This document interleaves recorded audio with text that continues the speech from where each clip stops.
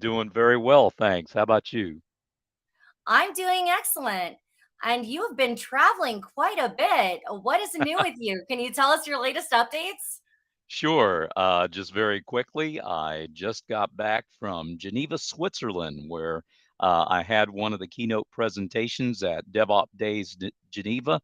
Wonderful place, wonderful people, and contrary to popular opinion, you actually can drink the water. It will not harm you one bit. It was great. The people are friendly, the food was great, the atmosphere was tremendous, and I enjoyed myself thoroughly. Excellent. I've How also about been you? busy. What's going on with you? I've got the Embedded Tech Conference coming up, and we're doing a live panel discussion, which is really nice to get in front of people outside of the virtual world and in the physical world. So that's really exciting. And we're preparing for our big Internet of Things Summit, the Summit of Things, taking place in Ooh. September. And also our award shows coming up. So definitely a lot of excitement and a lot of things happening. So keeping track of all of those things. But today's topic is education appreciation. And I know this topic is very near and dear to your heart, Dr. Joe. Can you tell Yes, us it a is. little bit about why that is and how you're involved in education? Sure. Absolutely. It is a big passion, a big passion of mine. I've always wanted to be an educator. Okay. Some in our audience may already know. I was an educator for 10 years before my career transitioned into IT. Always had a love for communication. My passion has been in making connections with my students, seeing the lights come on in their eyes when they get what I've been showing them.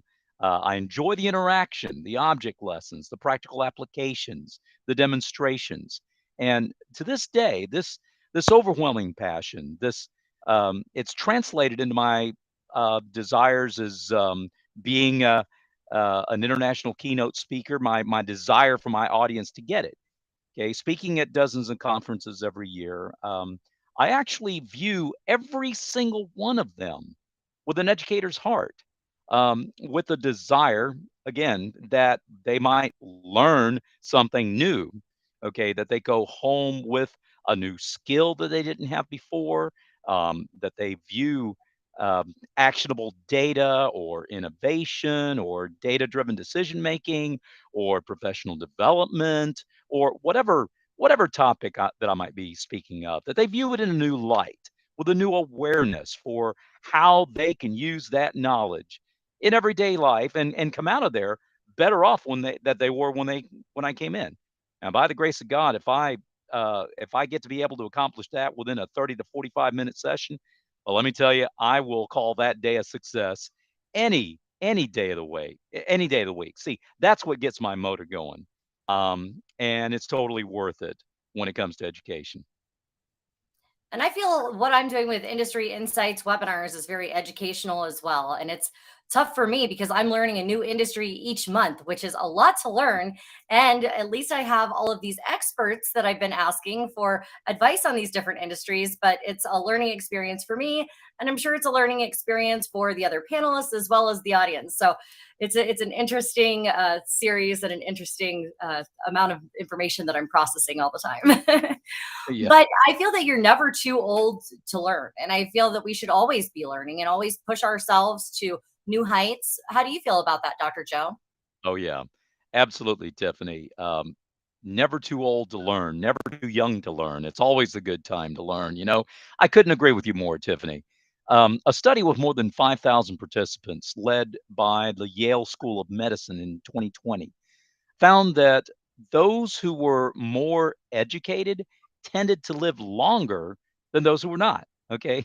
So not only are we not ever too old not to learn, for a triple negative there, extensive research in the last several years has shown how vital it is to stay mentally engaged and involved in some sort of challenging mental exercise and activity, just like you do your body. Okay, to that point, the University of Texas, in conjunction with a thing called the Synapses Project, they conducted a study in 2014 involving several hundred participants aged 60 to 90 whom they divided into several groups. Okay, some of them enrolled in continuing ed classes, and these were classes that were all at the same time fast paced, interesting, and cognitively challenging to them.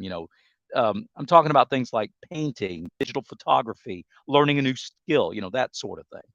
Okay, while others in a control group, um, they engaged in activities that may have been equally interesting, but without the demanding, mentally challenging nature of that first group. That is things like maybe listening to music, socializing with friends, and that sort of thing. Okay, well, they kept this up for something like 15 hours a week over a 3-month period of time, I believe.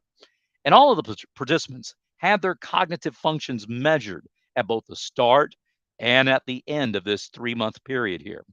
Um, and for a pretty wide cross section of both groups, they even took more detailed brain scans both before and after.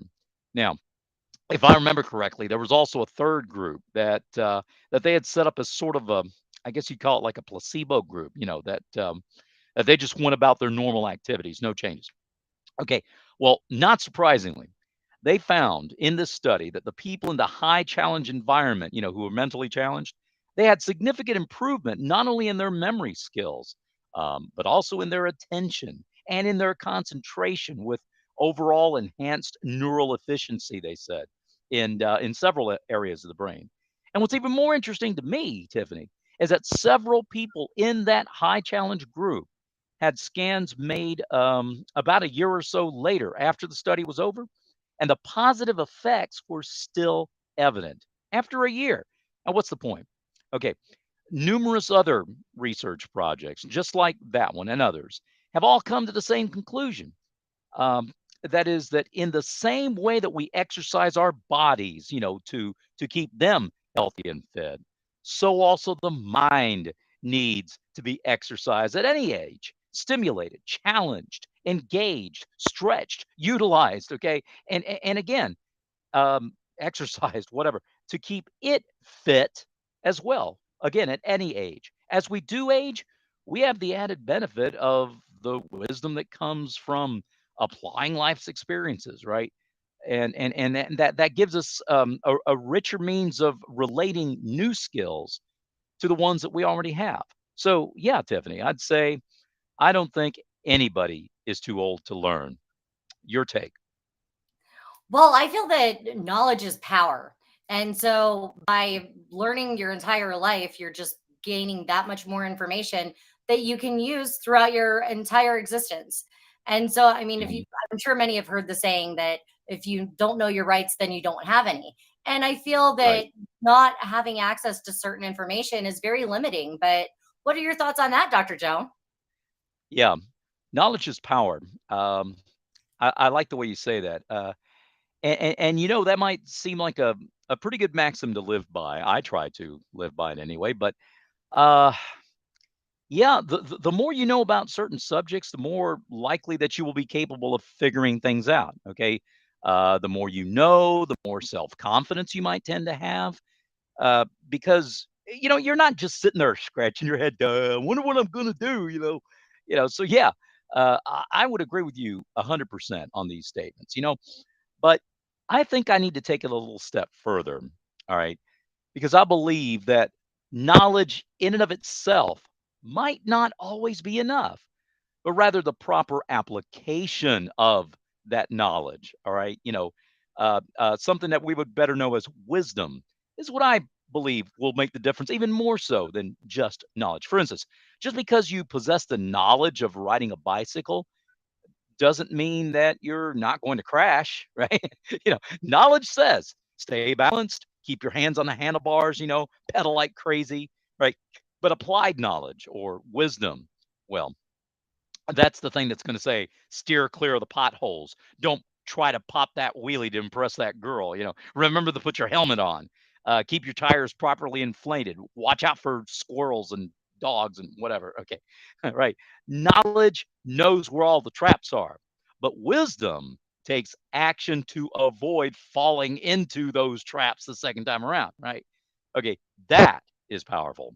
Right. Knowledge remembers that your friend's having a hard time, Wisdom says, hey, you go say something encouraging to that friend. Okay. That's powerful. So, yeah. I do believe knowledge is power. But I suppose applied knowledge, okay, or wisdom as we would call it, how to use that knowledge, I'd call that a superpower. Oh, I love that, Dr. Yeah, Joe. Very clever. And yeah, I love what you just said because it's definitely true. And when you take information that you've learned and you put it into practice, it really just reinforces what you've learned and makes it that much more readily available for later when you need to use that information and that knowledge again because you've done it and you've done something with it. So even if it's absolutely. just creating a mnemonic about information that you're learning or coming up with something that's catchy that makes you uh, remember something. I think all of those things are very useful when you're learning. But let's talk about teachers. And so, Mm. Dr. Joe, in your opinion, what is a teacher? And does anyone is anyone able to be a teacher? What is a teacher? Well, we can talk about a definition in a dictionary. We can talk about a practical definition. We can talk about all kinds of things. I'd have to say it depends. Yeah, it's my favorite answer, right? Seriously, it depends upon whether you're talking literally or practically, right? So, in the strictest sense, right? The literal sense, you look it up in a dictionary, and you'll probably see something in Webster, something like this: the act of imparting knowledge or skill. Okay, Aristotle once said, "Those who know do; those who understand teach." Okay, there's another practical thing. I can easily see that. There's nothing like seeing the lights come on in the eyes of someone who has learned something from you, whether you're in a classroom or not.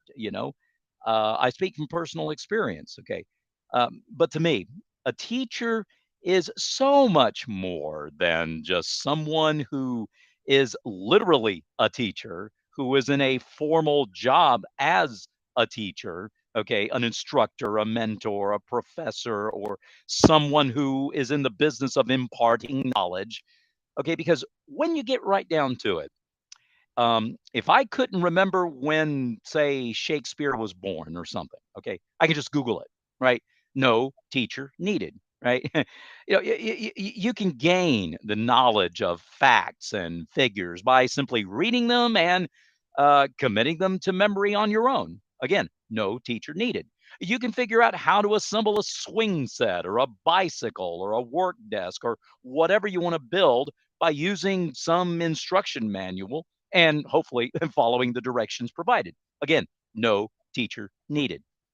But I repeat, a teacher is so much more than just a funnel through which facts and figures and dates and numbers and trivia and everything else pours from one brain into another.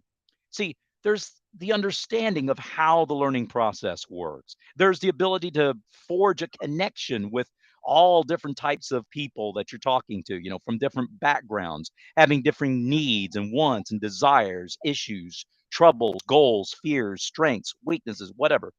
Um, it's the ability to engage that massive diversity of people and draw them out, engage them, participate, having them participate actively in that learning process. The skill to present lessons in a compelling, interesting, challenging, engaging way, right? So it's not only to communicate your own passion for the subject, but also in a way to ignite that same passion within the hearts and minds of the people on the other end of the classroom or the other end of the screen or the boardroom or wherever. The ability to figure out how to relate a huge mess of requirements and turn them into something that a student or another person will want to know, hopefully in a way that'll encourage them to care about why they're having to learn this stuff. To do it in a way that captures their attention, enhances their capacity, benefits their skill, improves upon their standing, and and maintains their own sanity somehow, all at the same time. You know, um, it's someone who has the ability to build a bridge, right? Build a bridge between the known and the unknown, and then somehow get the people they're talking to come and cross that bridge together with them. It's someone who understands that the ones who have been placed in their charge and under their care, someone who knows how to set expectations and then somehow accurately assess whether those expectations and learning objectives are being met or hopefully maybe even exceeded, right? Someone who puts the teaching of a student above the teaching of a subject. Okay, so you see, Tiffani, being a teacher is a whole lot more than being simply being somebody who can impart knowledge. I mean, you can do that without even having a specific role as a teacher.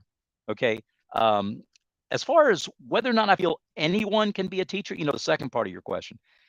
Well, again, you know me well enough to know the last time I answered any, I can't really answer any yes no question with yes no. I hardly ever do that, right? Knowing that I'm a technology guy, you already know my answer is going to be the best answer to anything that might seem like a yes or no question. Is going to be the following two words. It depends. I say it again, right? Uh, to put it more decisively, maybe more like yes and no. How's that for being decisive? Seriously, yes, yes, yes. I believe anyone, anyone can use their influence and set a good example so that they can teach others without even saying a word sometimes, right? Two people are having an argument, let's say. Tempers are flaring, insults are exchanged, the mood is bad. So what do? Well, you de-escalate, deflect, and defer, right? The typically the best way to deal with conflict. Okay, your actions in that situation, having done that, are going to teach anybody who's watching that you're not the type of person that's going to be baited into a fight or into an argument. That might just encourage them to do the same thing next time that they face similar circumstances. Okay, what have you done in that situation? You have successfully taught a lesson, even though you may not be a teacher and you weren't even in a classroom. Now, can you necessarily be put into a classroom, say, a classroom setting with, I don't know, maybe 30 fifth graders and teach them geography or state history or natural science if say you're a health expert? Maybe, maybe not. Maybe you wouldn't be all that great at it. But can you take those very same fifth graders out on a field, for instance, the health expert I'm talking about, show them good nutrition, healthy living, how to stay active and fit, how to play a new game or whatever, right? Okay, different strokes for different folks, whether you're in a classroom or not. So, some will do better than others in a classroom. Some have a knack at presenting facts and figures. Others are great at telling stories and bringing historical figures to life, for instance. Others are a whiz at making chemistry fun, of all things. And then there are still others who don't do any of the above, but they're great at teaching life skills, at setting an example, right? Okay, all of us, all of us would do well to constantly look for opportunities to share your knowledge and skills with others, whether it's in a classroom setting or just doing life. What are your thoughts on this, Tiffani? Well, I love that, Dr. Joe. And I feel that you can learn from your own mistakes or you can learn from others' mistakes, and you don't have to make those same mistakes. I think one of the most overlooked teachers that we have in our lives are the people that raise us. And whether Yes. that's your mom and dad or another family member, those people have significant influence over the direction of your life and all aspects from your behavior to what kind of manners you have, and they teach so many Right. things that we kind of overlook and we don't even recognize sometimes, but they're also teachers in our lives. So I think that's interesting to point out. But who is one of the most impactful teachers that you've had in your life, Dr. Joe? Oh, yeah. I've had quite a few impactful teachers, but one in particular to me, um, I think, yeah, a lot have made a positive impact, but there is one. I've got to reach way, way back into my childhood for this one. I'd have to say it was my seventh grade science and history teacher. Mr. Eckstein, that was his name. This man, holy cow, he was something else. He had a knack for grabbing your attention and never letting go. He can take something as mundane as world history into a riveting story that would keep you on the edge of your seat, and then turn around in the next breath and make solving chemistry formulas just about as much fun as watching Star Trek on TV as we did back then. Reruns, of course. Yeah.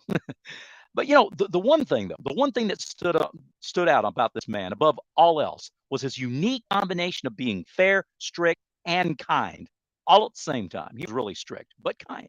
I'll never forget one occasion when Mr. Eckstein had learned this Spanish phrase that he thought was a compliment, but was actually pretty offensive.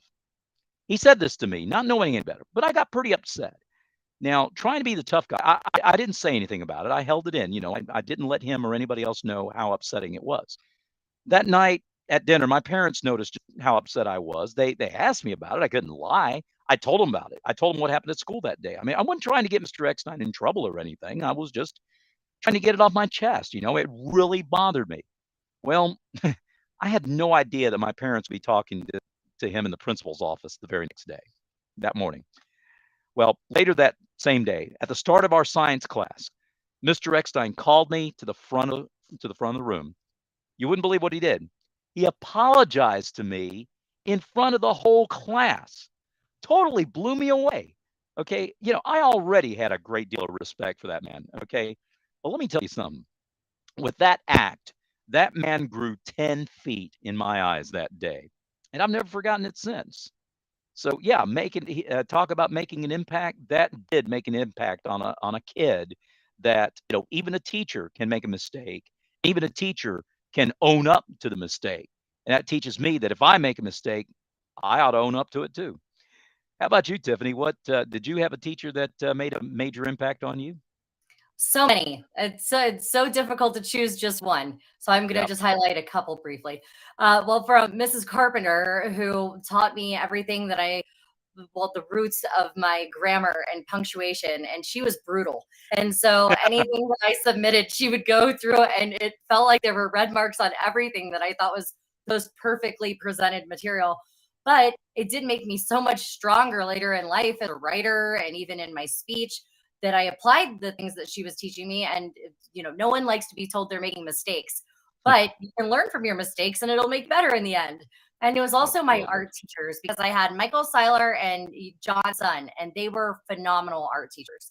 And throughout my high school career and even on to college, the way that I looked at life became different. It wasn't that they were just teaching me art, they were teaching me how to view art symmetrically in thirds, that everything has this rudimentary thirds with it. If you look at Yes. design, the design principles, and just the design of life. And that was the two of the most fascinating individuals that really impact me on a daily basis still to this day. So I'll just leave it at that for right now. I could go on and Well, on. But Dr. Joe, that how explain. Hey, what? you know what? I'm sorry. That explains why you're so good at what you do, right? If it weren't for those teachers, you wouldn't be the phenomenal writer and speaker and punctuator that you are to this day. They done you good, kiddo. They done you good. Oh, you're too kind, Dr. Joe. Thank you so much. Sure. And Dr. Joe, how have you seen COVID-19 impact and Mm, the switch to remote learning and coming back into the schools? How have you seen that play out? What are your thoughts on that? sure. Major impact. Okay. I'm sure most of our audience, Tiffany, they're going to remember the complete lockdowns that we had at one time, right? This was prevalent during the worst parts of the pandemic, and in many parts of our country, and well, other countries as well. They hadn't been all that long ago. We forget now. During those times, during the lockdown and stuff, remote learning was pretty much the only option available. Not only for our kids in school, but also for young adults and others in higher ed classes, continuing education sessions, other types of educational opportunities. There was literally no alternative at the time. We couldn't gather in person, so we had no choice.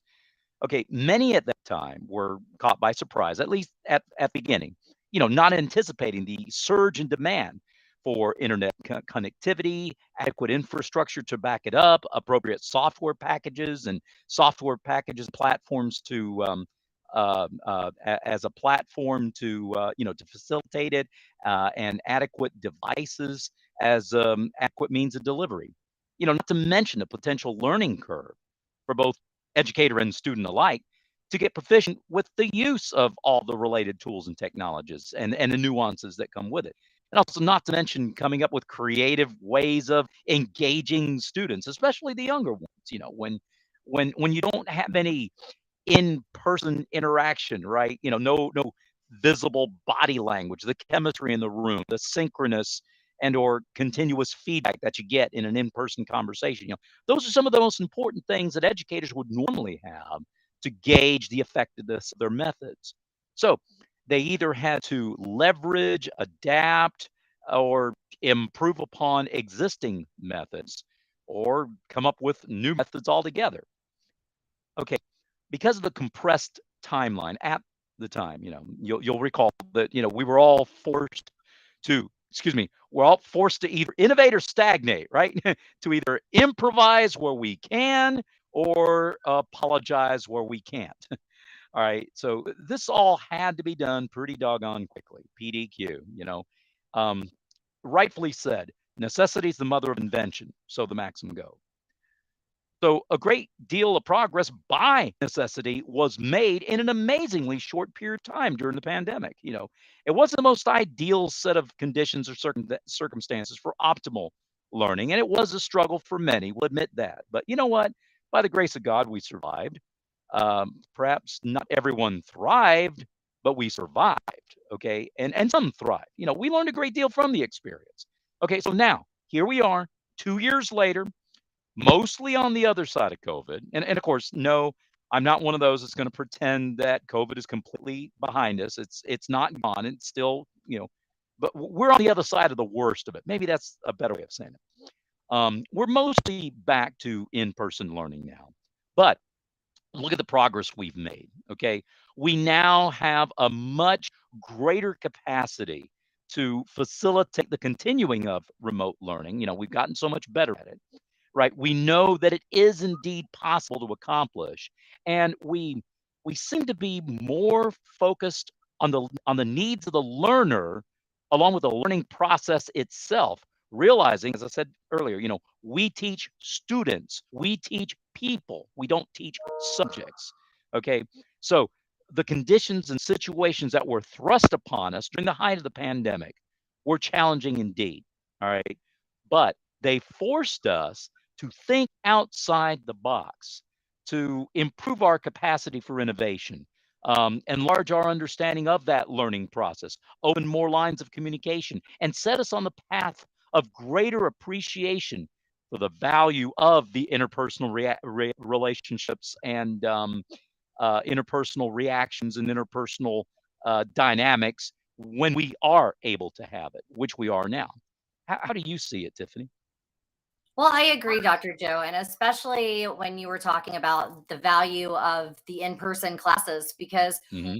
I learned so much from being with other students in a physical setting because Yeah. I was able to ask them questions, or maybe I had to ask my teacher a question, and it was one to one. So I had that peer to peer communication that I feel, unfortunately, a lot of children that are in, especially the lower level grades, they're experiencing just that they're at a loss. They won't ever experience what we had a chance to from learning with students by their side.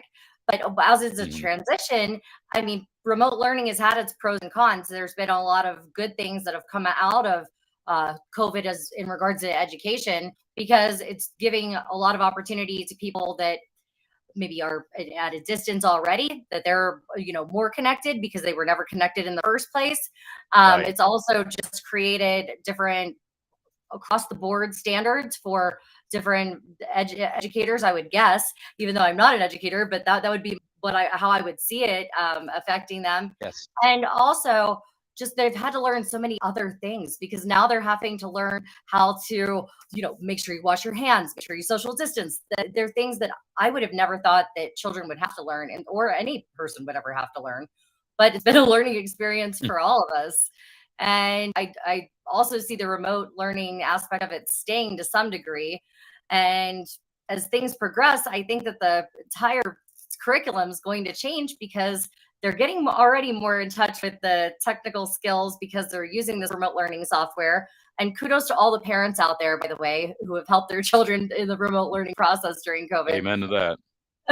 But I see that there are new skills that are going to be more in demand and more needed. So I think the skills crisis, and you've got the great resignation happening. So it's just such a dynamic shift that's happening across the board. But what are your thoughts on this, the skills crisis and and the digital divide, and how that's just completely getting very, it's changing things, we'll say. Yeah, absolutely, Tiffany.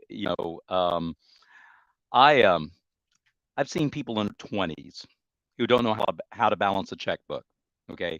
Who don't know the difference between a scrambled egg or a poached egg or a fried egg, all right? Don't know how to apply for a job or even prepare for a job interview. Practical skills like that. Some skills you can learn at school in a classroom setting. Other skills can't really be learned in school per se, not directly. I mean, they should be part of the life lessons that are learned at home with your family, your parents, or whoever provides your care as you're growing up, as you mentioned so eloquently before. Now, you combine this attitude that I've seen in some households. It's the school's job to educate my child in every way. Combine that crazy attitude with a shortage of teachers. You know, I hate to say it, but I think you have the makings of a crisis. I don't mean to sound critical, but I still believe there's a need for more parents to take more personal responsibility for teaching some basic survival skills to their children. Again, I'm not trying to lay blame here or make anybody feel guilty or bad, but it is what it is. Okay. I also believe that there's a need to raise awareness about the shortage of educators. A great resignation, as you put it, for not all not all industries see it. Many of them do, and it does include the educational industry, if you call it. Um, what about adequate pay for educators? Adequate training, right? Maybe some more creative funding sources can be sought out to ensure more equitable pay for teachers is available. Maybe some of the tears and rips in our society over the past couple of generations that have literally eroded respect for authority, that stuff needs to be mended. It's giving more prospective teachers more motivation to seek this line of work, this education as their life work, as their dedication, their vocation, thus maybe mitigating the shortage that we're talking about here. You know, at least that's how I see it. How about you, Tiffany? Well, I think that one course that should definitely be added to the curriculum is critical thinking. And I saw Yes. this presented at the governor's conference. They have a prize and a grant that they make available to the best concept for different things, and one of them that was granted and won their prize and everything, that was for critical thinking, which I think is a really important aspect of learning that's usually overlooked. And I also agree Mhm. with you on the life lessons. There are certain things that you just assume that someone knows, but maybe they were never taught that. And so Right. it would be challenging to make sure that you teach every single thing to every single person. How there are so many things to learn, and as these skills get more complicated, I mean, I look at Industry 4.0 and the skills that are needed there, and how few people have those skills, and I just see this Mhm. digital divide widening because there's those with access to information and those that maybe don't even know how to find the information. And so I think bringing that closer and getting the information to people in a evenly distributed way makes sense. But I don't know, things are definitely changing. And do you feel that the courses will continue to change as things move forward? And what do you see for the future of education, Dr. Joe? Oh boy, that's a great question. I sound like Elmer Fudd, the Wascally Wabbit. All right. Um, no, I'll be brief here. I kind of alluded a little bit to it when we talked about the impact of COVID-19, but you know, I believe that the innovations that I've already mentioned and the ones that you've mentioned are just the tip of the iceberg. Okay, Research that's been done by the Gartner Group, IDC, and others has estimated that the global training and education market is set to triple in size by the year 2030. That's just 8 years away, less than 8 years. And so, for those looking to make a buck, well, you can be sure they're paying close attention to all this, right? Somebody's got to pay for it. But I see a more accelerated move towards interactive learning, moving perhaps a little bit further away from the traditional lecture methods and more towards skills sharing, peer to peer reinforcing, that sort of thing. I mean, yeah, there is still a place for the lecture, of course. There always will be. But I see a ton of new methods being used, and artificial intelligence. Oh man, I see that in a number of ways, playing a much larger role in the educational process as the programming continues to get more and more sophisticated, and the costs continue to drop. An April 2022 article, senior partner and business transformation expert Ann Alderog, I think her name is. She writes about some of her views about the future of education. Google it when you get a chance. But anyway, she talks about a number of the things that I mentioned, ones that you've mentioned, things like information exchanges, learning networks. Um, I think she called it conversational learning, mentorship networks, and so on. But my point, in short, is change is here to stay, right? And while certain basic principles are timeless, right, rock solid, they're not going to change, But the methods that we use to accomplish these things should certainly be subject to improvement. I mean, I'm always wanting to look for better ways of doing things, even in situations where, if it's not broke, don't fix it. Yeah, yeah, I believe that. But at the same time, just because it's not broken doesn't mean it can't be improved upon, right? My philosophy to be ready for the future, okay? If you want to be adept, you need to be willing to either adopt or adapt. It's either that or get run over in the process. You can't stay still. Again, change is here to stay, and we're just going to have to deal with it the best way we can. Your thought? And I think that just like you mentioned AI, which is a great point because Mhm. AI puts everything right at our fingertips and it can process information so much faster than any human ever could. But by solely relying on AI to answer our questions, it also leaves us vulnerable. What if something would happen where there's no more power, no more internet, no more anything, and we have to go back to, Stone Age? I mean, it would help Right. if people actually knew how to do things. Let's look at an example with a flat tire.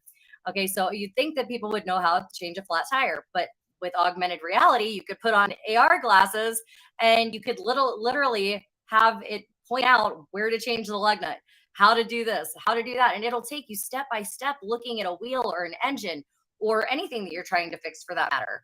But only Hmm. relying on that and removing the knowledge that people have on how to do those things, I don't know that it's going to make us stronger in the end. So I think that's a dangerous road that we're on. But the thing that I see Yes. moving forward is that the pursuit of knowledge is changing. It's not that people are being made to learn. And the people that will succeed the most are the people that are truly pursuing knowledge and that they're pursuing an education and they're pursuing the passion for learning. And that by going and taking that passion and that just that interest to learn and that genuine drive to go and learn, I think that is what will get Yes. the people that really want to succeed to the next level. Because right now there's things that you have to learn if you're a student per se, but if you want to take to the next level, you have to go on your own and go and find the Right. answers you are looking for. If you want to learn more about a specific topic, that's what will make a game changing, lifelong change in your life, whether that's in a career or just being better at something or having the emotional intelligence and learning about that on how to behave differently and interact with people better. I think that it's all about the pursuit of knowledge in the future. So I couldn't agree with you more, Tiffani. That's just it. The pursuit, the passion to do it, the drive to do it.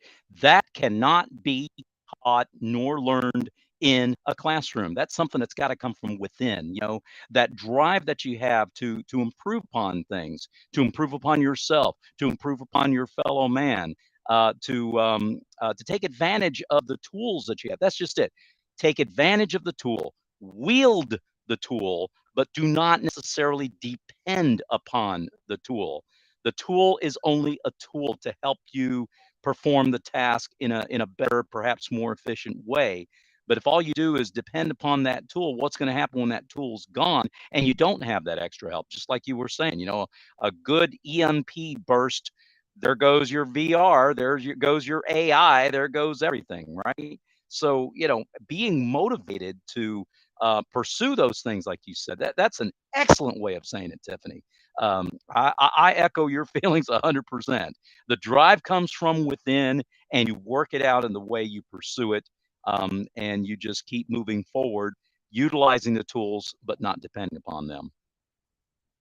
Thank you, Dr. Joe. And thank you to everyone for watching. And we hope that you will join us again next month. And next month, we will be talking about how to fuel your brain. And so we are talking about how your brain food and what is going to be best in order to, the topic is food for thought. So we're going to be talking about what kind of foods to eat to power your brain and how to balance your nutrition and everything like that. So be sure to tune in for that. And also you can tune in on Thursday, May 26th for Connected Skies, where we'll be talking about drones and SATCOM this month at Industry Insights webinars.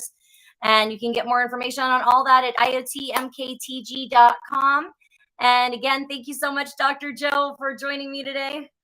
Been my honor and pleasure as always, Tiffani. You're the greatest. Well, everyone, go learn something new today. We hope that we've inspired you to learn something new. Please do. Thank you. Have a great day, everyone.